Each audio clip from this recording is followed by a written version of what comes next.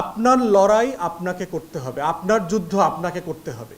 আপনি যদি স্বাধীন রাষ্ট্রে বাঁচতে চান, আপনার স্বাধীনতার মতো করে আচরণ করতে হবে। আপনি যদি পরাধীন থাকতে চান, সেটাও ঠিক আছে। যে একটা ফ্রি ফেয়ার ইলেকশনের জন্য আমেরিকা এখানে সোলজার পাঠাবে, আমরাই তো প্রতিবাদ করব। এটা তো আমেরিকার বিজনেস না। আমেরিকার গণতন্ত্র প্রতিষ্ঠার দায় আমেরিকার না। এই জায়গাটা বাংলাদেশের মানুষকে বুঝতে হবে। বাংলাদেশের মানুষের লড়াইটা বাংলাদেশের মানুষকে করতে হবে। এটা কোনো কাটপেস জিনিস না। বার্মায় দেখেন না কি হচ্ছে। বার্মায় সেনা শাসন আসার পরে কি হয়েছে? 4,500 মানুষ যুদ্ধ করে মারা গেছে। কয়েক সপ্তাহের ভিতরে, 2 সপ্তাহের ভিতরে 2,500 লোক মেরে ফেলছে। আপনি গণতন্ত্র চান, কিন্তু আপনি বাসায় বসে ফেসবুকিং করবেন, আপনি লড়াই করবেন না। তো আপনার গণতন্ত্রের দায় কার?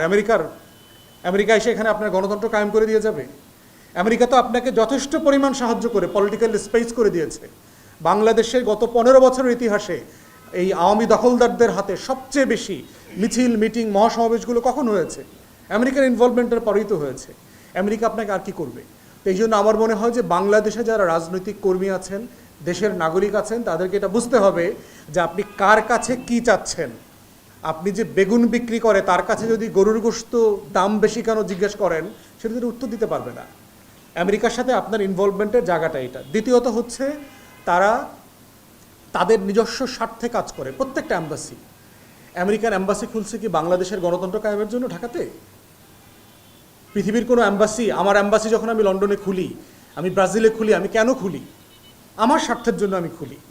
প্রত্যেক রাষ্ট্র ভিন্ন দেশে ভিয়েনা প্রোটোকল ফলো করে যে রাষ্ট্র দূতাবাসগুলো খোলেন, কেন খোলেন? তার রাষ্ট্রের স্বার্থের জন্য, তার ব্যবসায়িক স্বার্থের জন্য, তার নাগরিকদের স্বার্থের জন্য, তার অর্থনৈতিক সুযোগ সুবিধার জন্য।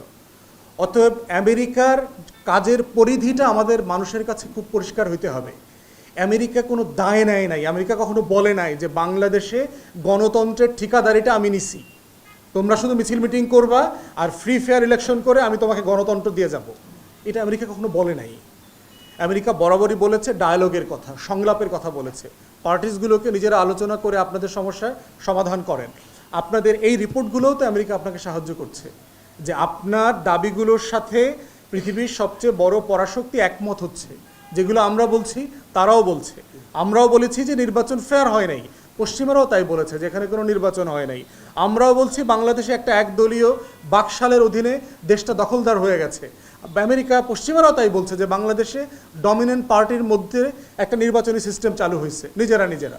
অতএব আমাদের এই দায়ের সাথে আমাদের বন্ধু রাষ্ট্রগুলো যারা গণতন্ত্রের পক্ষে আছেন তারা তো একমত হচ্ছেন। কিন্তু লড়াইটা তো আমার। যুদ্ধ কি আপনাকে 71-এ করতে হয় নাই? ভারতীয়রা তো ডিসেম্বরের 3 তারিখে আসছে।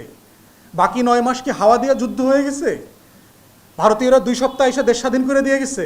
বাঙালিরা কি 9 মাস মানে ডাইল ভাত খাইছে? শুধু যুদ্ধ করা লাগে না আমাদের লোকদের? আমাদের মুক্তিযোদ্ধারা কি করেছে? আমাদের যে লক্ষ লক্ষ মানুষ লড়াই করেছে তারা কি করেছে? আপনার লড়াই আপনাকে করতে হবে, আপনার যুদ্ধ আপনাকে করতে হবে।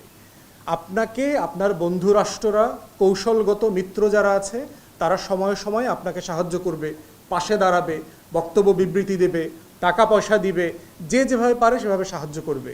কিন্তু দেশের মানুষকে সিদ্ধান্ত নিতে হবে। আমরা তো বলছি যে কৃতদাসের লড়াই, আপনারা শুধু সবাই দেখবেন কালো মানুষগুলোর যে দাসত্বের বিরুদ্ধে যে তার 400 বছর, 450 বছরের যে লড়াই, এই লড়াইটা কে করেছে? কালো মানুষগুলোকে নিজেকে লড়াই করতে হয়েছে। তার হাত পায়ে যে শিকল বাঁধা ছিল, সেই শিকল তাকে নিজেকে ভাঙতে হয়েছে। পৃথিবীর কোনো দেশ থেকে গিয়ে শিকল ভাঙে নাই। হ্যাঁ, যেটা করেছে যারা মুক্তমনা আমেরিকার মানুষ ছিল, ইউরোপের মানুষ ছিল, তারা কথাবার্তা বলেছে, প্রতিবাদ করেছে, সংসদে আলোচনা করেছে, বিল তুলেছে, দাসত্ব প্রথা বাতিল করবার জন্য সংসদে অধিবেশন করেছে, এগুলো করেছে। কিন্তু লড়াইটা তো আপনার। এই জন্য আমরা যেটা বারবার দেশের মানুষকে বলছি, আপনারা কি ধরনের দেশে থাকতে চান এটা আপনাদের ইচ্ছা। আপনারা যদি বাকশালের অধীনে কৃতদাসের মতো জীবনযাপন করতে চান, ইটস ফাইন, এটা আপনাদের ইচ্ছা। নর্থ কোরিয়াতে মানুষ থাকে না? সিরিয়াতে, মিশরে মানুষ থাকতেছে না? কিউবাতে, বেলারুশে, রাশিয়াতে মানুষ থাকে না? আপনারা থাকবেন। কিন্তু আপনারা আমেরিকার মতো থাকতে চাইবেন, ব্রিটেনের মতো থাকতে চাইবেন, ইউরোপের মতো থাকতে চাইবেন, কিন্তু লড়াই করবেন না। ফিলিস্তিনের জন্য আমেরিকাতে, পশ্চিমা বিশ্বে কি হচ্ছে দেখতে পাচ্ছেন? একই ধর্মের না, একই গায়ের রঙের না, একই দেশের না, লক্ষ লক্ষ মানুষ লড়াই করছে, বিশ্ববিদ্যালয়গুলো ফ্লাডেড হয়ে গেছে। দেখেন, ফিলিস্তিনের জন্য লড়াই করছে তারা, মানবতার জন্য লড়াই করছে, ইনসাফের জন্য লড়াই করছে। অতএব এই লড়াইটা যার যার দায় থেকে, বিবেক থেকে, কনসাসনেস থেকে করতে হবে। আপনি যদি স্বাধীন রাষ্ট্রে বাঁচতে চান, আপনার স্বাধীনতার মতো করে আচরণ করতে হবে। আপনি যদি পরাধীন থাকতে চান, সেটাও ঠিক আছে। বাংলাদেশের মানুষ পরাধীন ছিল না। পলাশীর প্রান্তর থেকে যেদিন ভাগীরথীর তীরের থেকে সিরাজউদ্দৌলাকে ধরে নিয়ে যায়, কারা ধরাই দিছে? বাঙালি কৃষকরাইতে ধরাই দিছে। যে উর্দুতা দেখো, ওরা দেখে তো আমাদের সাধারণ মানুষের মতো লাগে না, ওই মনে হয় রাজা হবে, ও পালায় যাইতেছে। তো আপনি যদি থাকতে চান, ফাইন। লড়াইটা এই জন্য পরিষ্কার হইতে হবে যে কার লড়াই, কার দায়। একজনের দায় আর একজন